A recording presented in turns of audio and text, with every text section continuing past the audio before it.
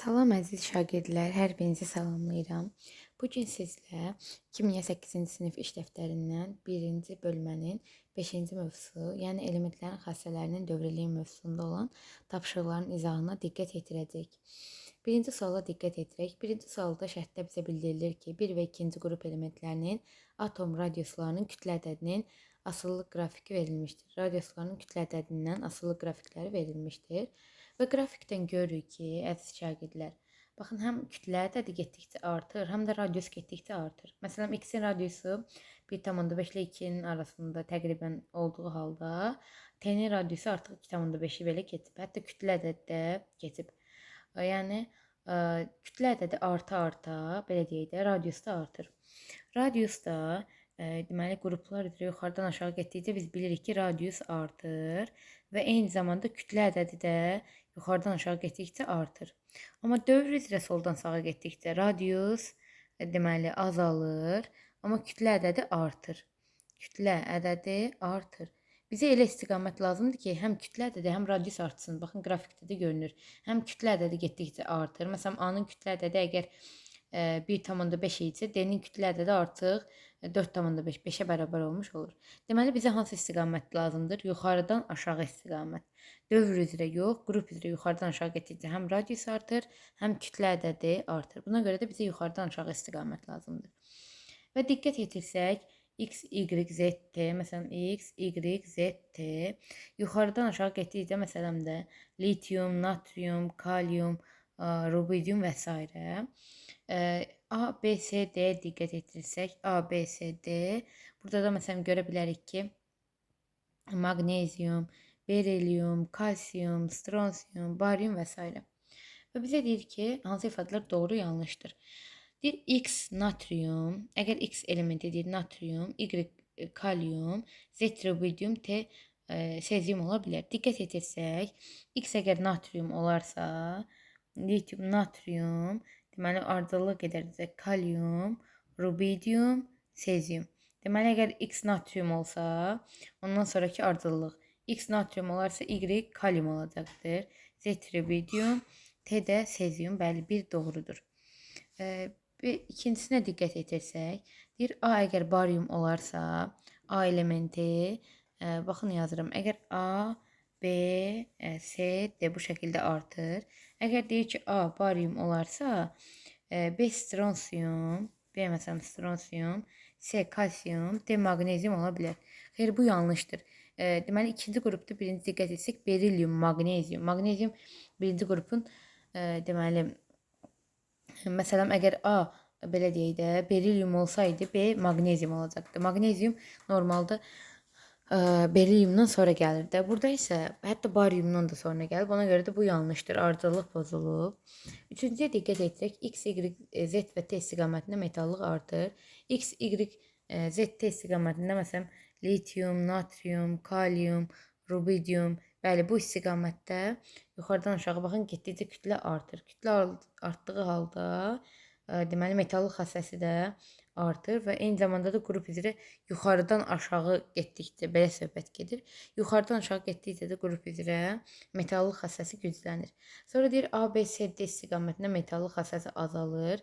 A, B, C, D istiqamətində də gördüyümüz kimi atom radiusu artır. Atom radiusu artırsa, harda artırsa metallıq orada güclənir. Ona görə də 4 səhvdir. Yazıb metallıq xassəsi azalır. X və Z eyni dövrdə yerləşir. X və Z eyni dövrdə deməli, eyni dövrdə yerləşə bilməz. Çünki X burada, belə deyək, birinci elementdir. Z isə üçüncü elementdir. Yəni, atom radiuslarına görə bir-birindən fərqlənirlər. Atom radiusunun qiymətinə görə bir-birinə fərqlənirlər və X ilə C eyni dövrdə yerləşmir. Y və B eyni dövrdə yerləşə bilər. Y və B eyni dövrdə bəli yerləşə bilər. Hər ikisi gördüyümüz kimi ikinci elementdir də. Yəni X, Y, Z, T sırasında Y ikinci, A, B, C, D sırasında da B ikincidir. Bu doğru ola bilər. Daha sonra deyir ki, X, Y, Z və T elementləri qələvi metaldırlar. Bəli, qələvi metaldırlar. Çünki onlar deməli birinci və ikinci qrup elementlərində, birinci və ikinci qrupda yerləşirlər, belə deyək. Daha sonra deyir ki, A-nın metallıq xassəsi, yəni A-nın metallıq xassəsi, daha doğrusu birinci qrupda yerləşirlər. X, Y, Z, T qələvi metallardır. Daha sonra deyir A-nın metallıq xassəsi ən böyükdür. A-ya diqqət etirsək, A-nın atom radiusu ən kiçikdir. Atom radiusu ən kiçikdirsə, metallıq deməli ən böyük ola bilməz. Ona görə də bu yanlışdır. Daha sonra bizə deyir ki, Z-in xarici təbəqədə olan elektronunu T-dən asan verir. Z xarici təbəqədə olan ardıcılığa diqqət edirək. X, Y, Z, T və deməli yuxarıdan aşağı getdikcə, yəni kütlə artdıqca belə deyək də, baxın X, Y, Z, T. Orada deyir ki, kütlə bu istiqamətdə artır, düz yuxarıdan aşağı. Bizdə də qruplar deyir, kütlə bu istiqamətdə artır da. Kütlə artdıqca metallıq da artır. Ən güclü metalımız məsələn T-dir. Ən güclü metal T olduğuna görə T elektronu da daha asan verir. Çünki metallar deməli elektron vermə xassəsinə malikdir. Burada deyir ki, Z-in xarici təbəqədə olan elektronunu T-dən asan verir. Xeyr, bu səhvdir. T elektronunu daha asan verir, çünki daha güclü metaldır. Sonra deyir D xarici təbəqədə olan elektronunu C-dən asan verir. D deməli digərlərinin ardıcıllığına diqqət edirək. A, B, C, D yuxarıdan aşağı getdikcə metallığı artır. Deyir D xarici təbəqədə olan elektronunu C-dən asan verir. Bəli, yuxarıdan aşağı getdikcə metallıq artır. Metallıq artırsa öz elektronunu C-dən daha asan verəcəkdir. Sonra deyir T-nin xarici təbəqəsində olan elektronu Z-in elektronuna nisbətən nüvə ətrafından daha deməli az cəzb olunur. Daha zəif cəzb olunması üçün deməli elektron alma xassəsinə malik olan da element o elektronları daha yaxşı cəzb edir. Elektron vermə xassəsinə malik olanda isə elektronları daha zəif cəzb edir. Əsasən elektronları verir. Deyir T-nin xarici təbəqəsində olan elektronu Z-in elektronuna nisbətən daha zəif cəzb olunur.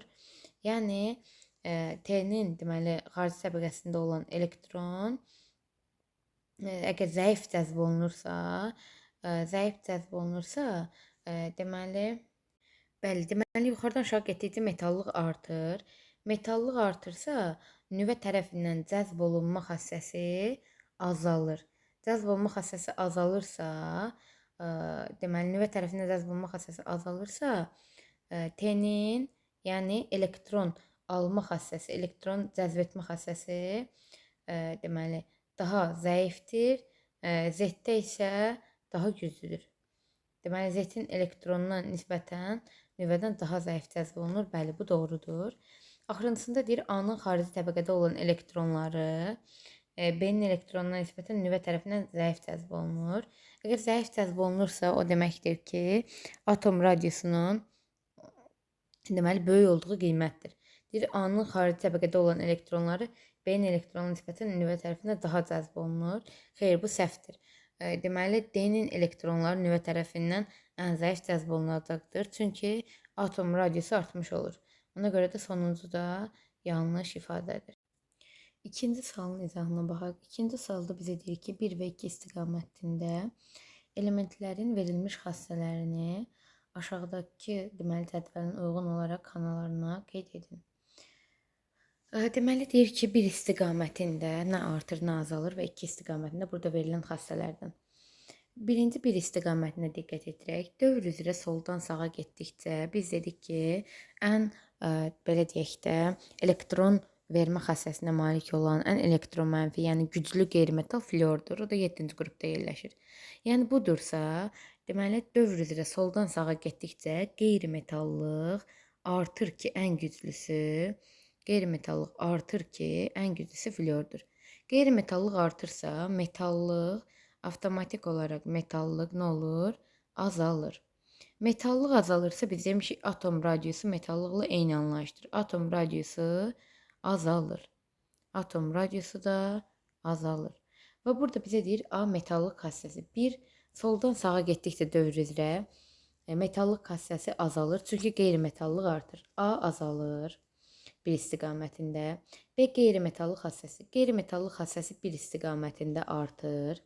C atom radiusu. Metallığın azaldığı yerdə atom radiusu da azalır. Bir istiqamətində metallıq azaldığına görə atom radiusu da azalır. D xarici təbəqədə olan elektronların verməsi. Elektronlar vermə xassəsi reduksiya edicilikdir.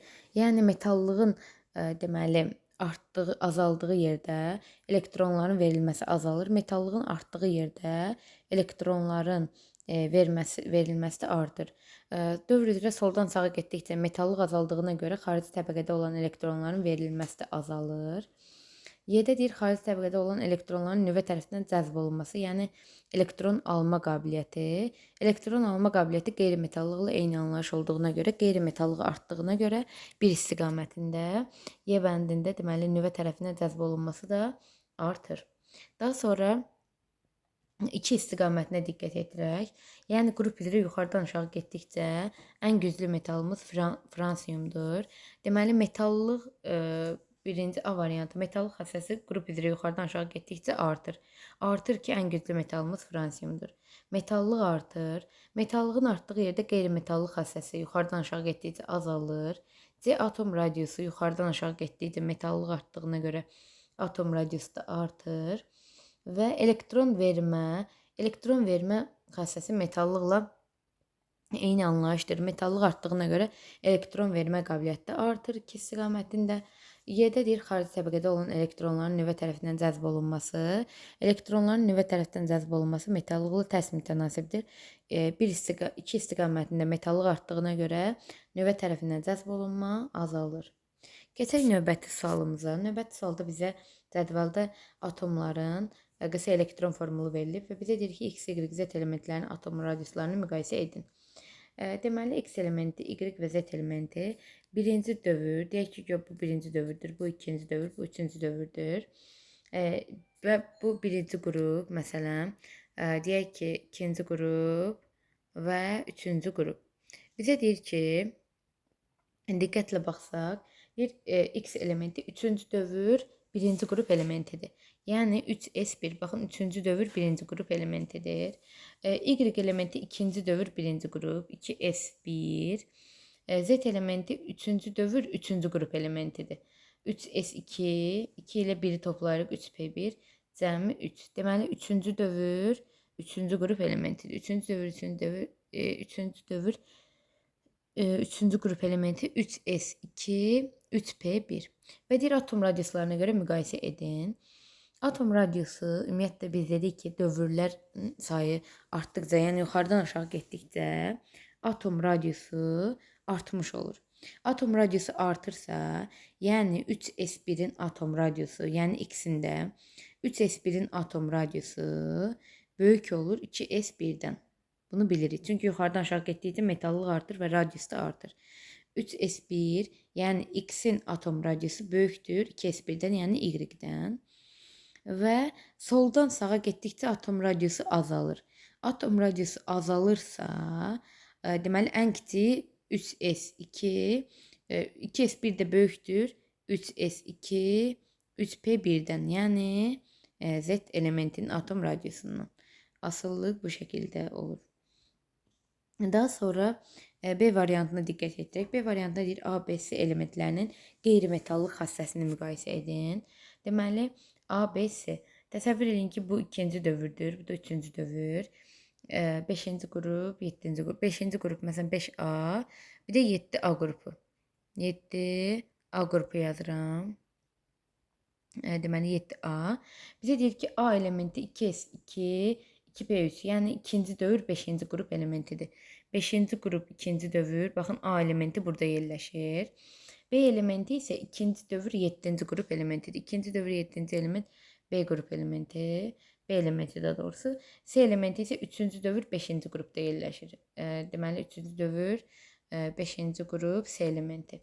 Bizə deyir ki, qeyri-metallıq xassələrini müqayisə edin.